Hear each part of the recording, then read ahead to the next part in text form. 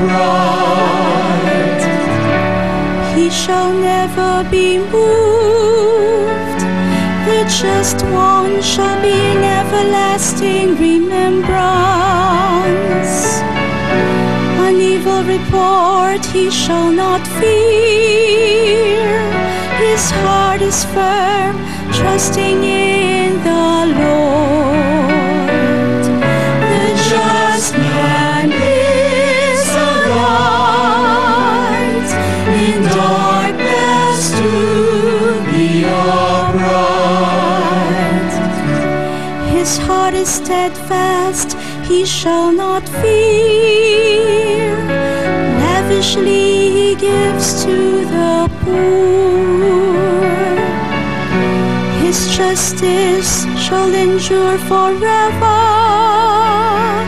His horn shall be exalted in glory. The just man is a light in darkness to the upright. The just man is a light in darkness to the upright. Paul reminds us that the cross of Jesus is the power of God. The cross may be foolishness to the wise of this world, but to those who believe, it stands for salvation made possible by the suffering and death of Christ. The second reading. A reading from the first letter of St. Paul to the Philippians.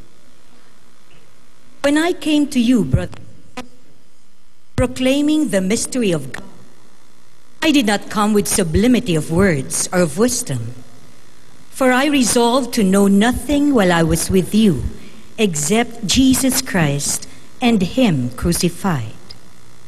I came to you in weakness and fear and much trembling, and my message and my proclamation were not with persuasive words of wisdom, but with a demonstration of spirit, so that your faith might rest not on human wisdom, but on the power.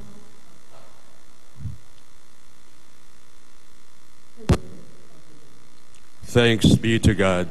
Please all stand to give glory and honor to the Holy Gospel. Alleluia, alleluia. Alleluia, alleluia. Alleluia, alleluia.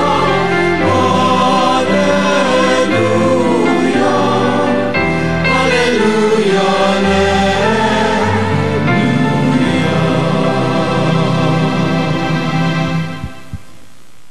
The Lord be with you. And also with you. The proclamation of the Holy Gospel according to Saint Matthew. Glory to you, Lord.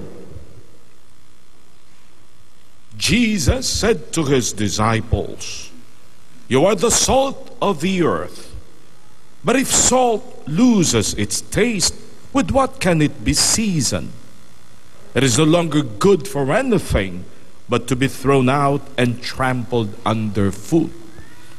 You are the light of the world. A city set on a mountain cannot be hidden. Nor do they light a lamp and then put it under a bushel basket. It is set on a lampstand, where it gives light to all in the house. Just so your light must shine before others, that they may see your good deeds and glorify your heavenly Father." Sisters and brothers, the Gospel of the Lord. Praise to you, Lord Jesus Christ.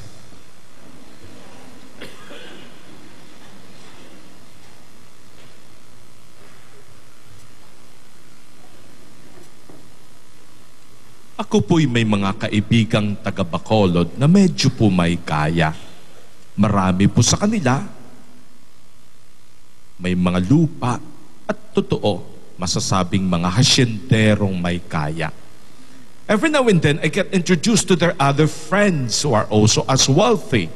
And of course, the usual joke is, "Father, kaibigan ko, hasyentero yan."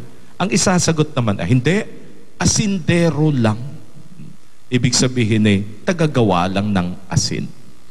Alam niyo, kadalasan, pag tinignan nating asin, ay bagay na napakamura, bagay na pinagtatapon-tapon lang natin, bagay na hindi mahalaga. Not in the olden times. Alam niyo, kanina si Father Paul Intig, nag-uusap kami sa table, ibinigay niya sa akin ang ilan sa mga detalyeng nakuha niya sa Wikipedia tungkol sa asin. Magugulat kayo kung gaano kahalaga ang asin nung mga noong panahon. Ang asin po daw ay nadiskubre ng mga Chinese noong 4,700 years ago. 4,700 years. At sinasabi nila na 40 klase ang asin.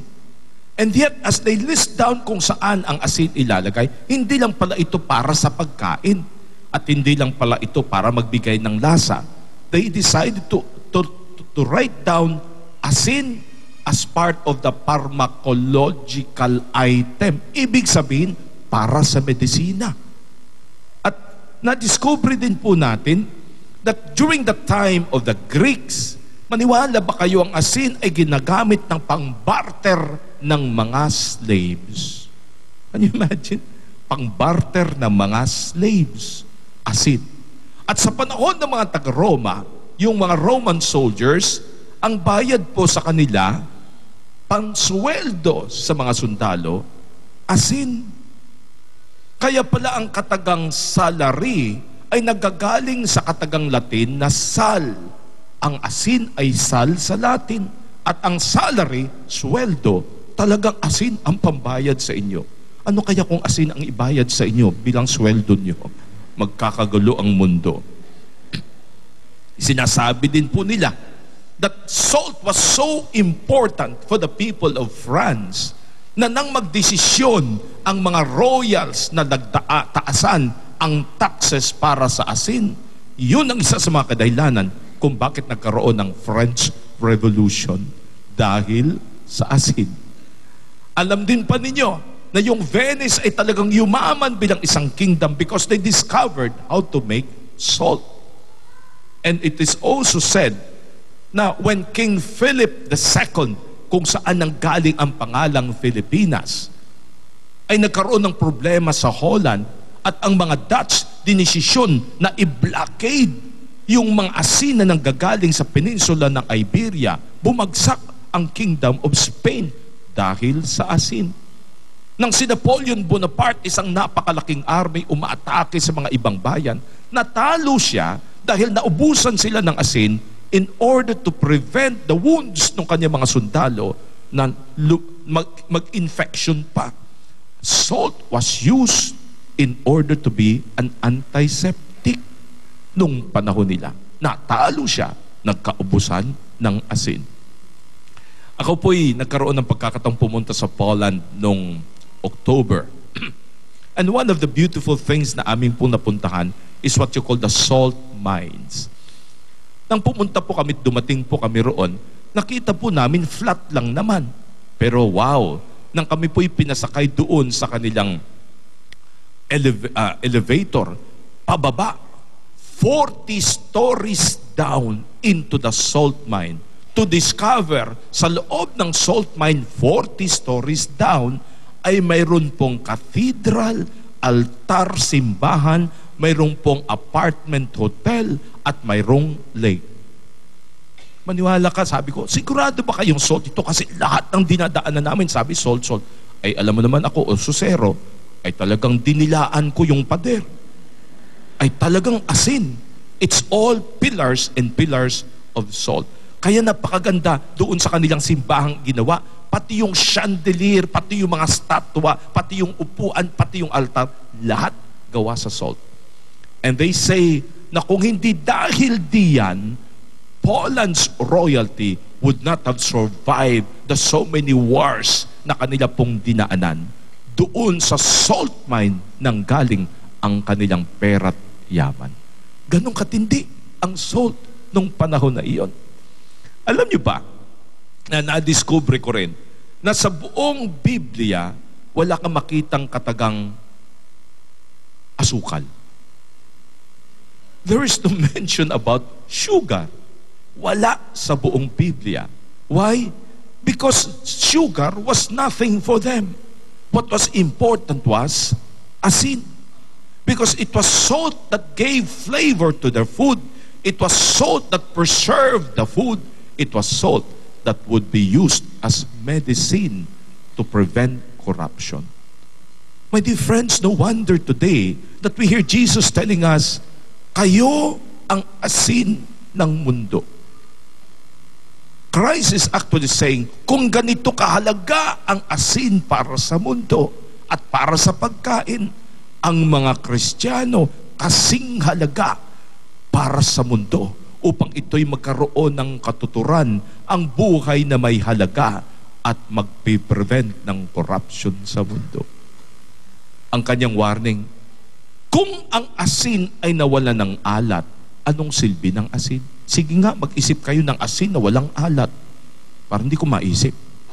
But Christ is saying, precisely, kung ang iyong pagiging Kristiyano does not make a difference, does not change people, does not matter to the lives of others, ang iyong pagiging Kristiyano ay walang silbi.